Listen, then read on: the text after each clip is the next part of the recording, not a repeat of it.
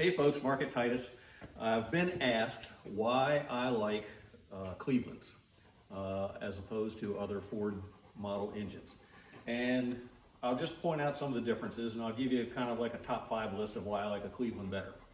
I started working on Cleveland's at a very young age, and I think it was probably right around 1977, 78. I was very young, but I owned a 302/289. My brother owned a 351 Cleveland, and I worked on both of the engines, and I could see the massive differences between the two. First thing that came to my awareness was when you look at a 302, now take in mind, this is a 2000s version 302, not a 1965 302, which is what I was working on. But this is a pretty good size aftermarket port, whereas this is about as original of a 1970 Ford Cleveland head as you can get.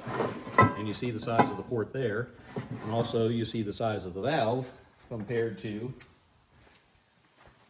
the size of this valve. Now this one has a 202 valve. The stuff that I used to work on back when I was 15, 16 years old, if we were lucky, we had a 1.94 valve, which was a Chevy valve that we machined out and put in a Ford cylinder head.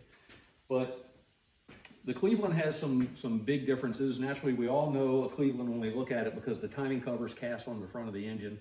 Some people think that that looks really, really heavy, or the engine is longer, or anything like that. But there's a few facts that I've talked to a lot of Ford engine builders that they didn't even realize until it was brought to their attention. But a Cleveland and a Windsor, once you put the timing cover on a Windsor or a 302, they are the same length from behind the water pump, or the timing cover, to the back of the block. They're the same length.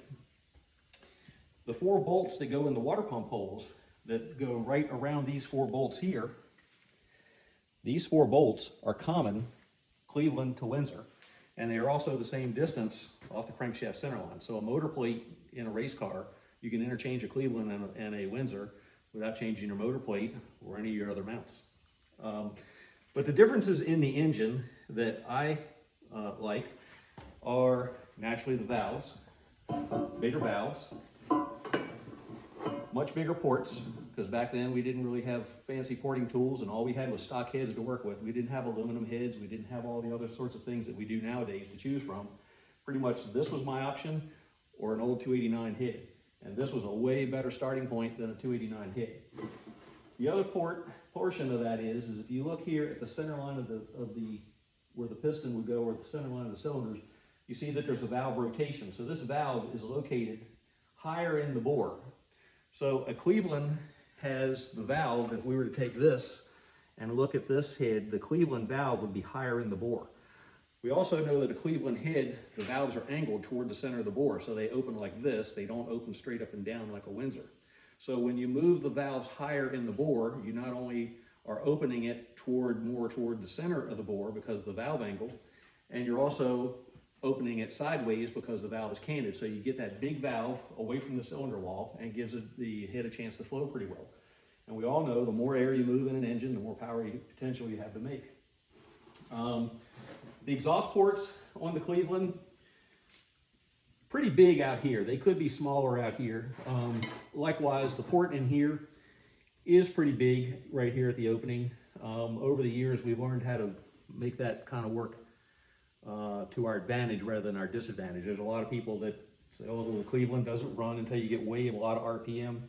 If you really know how to work the dynamics of airflow and pressure differentials, you can actually make this work for you as opposed to against you.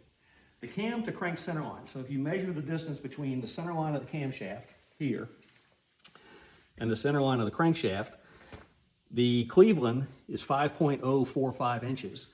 A 302 or 351 Windsor is only 4.805. So it has the cam is higher in the block, which for a given deck height of the block, say if you were to build a 9.2 deck aftermarket Windsor or a 9.2 deck Cleveland, the Cleveland would have a shorter push rod and a more favorable valve angle. The other thing is the oil pan on the rails of the oil pan on a Cleveland are wider, and that reduces windage in the block.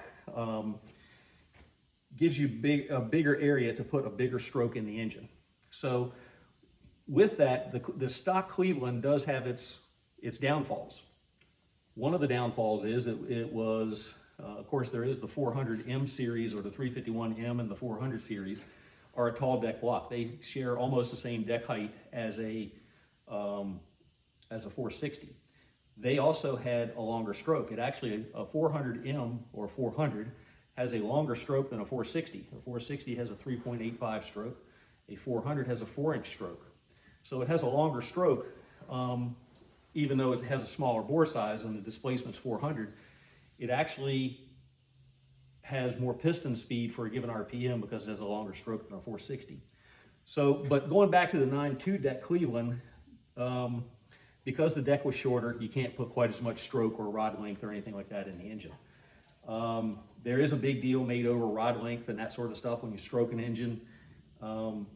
Not that important to me as far as rod length, as long as it's reasonable. As a matter of fact, when you have big cylinder heads like this, compared to small cylinder heads like these, you actually don't want a long connecting rod in an engine like this, like you would in this, because of the dynamics of the port. And like I mentioned, we found ways to make this work for us as opposed to against us. One of those is not putting a mile-long connecting rod in there.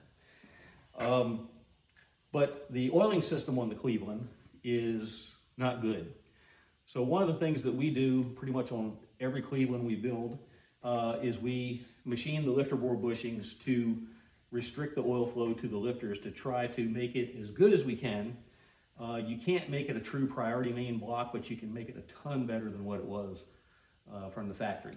The 289, 302, 351 Windsors do have a better oiling system than the Cleveland, and the Cleveland also shares the same oiling system with the 460.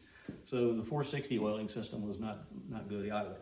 But those are the main reasons. There's just so much more power potential out of a Cleveland than there is out of a this style head. We need area in order to get an engine to breathe at high RPM. You do need port volume. So with the dynamics of the head, the valve layout of the head, and of course, like I said, back in the late 70s when I first started working on these, we had no idea what, like a pro stock head or something like that was. Of course, this was the pro stock head of the day.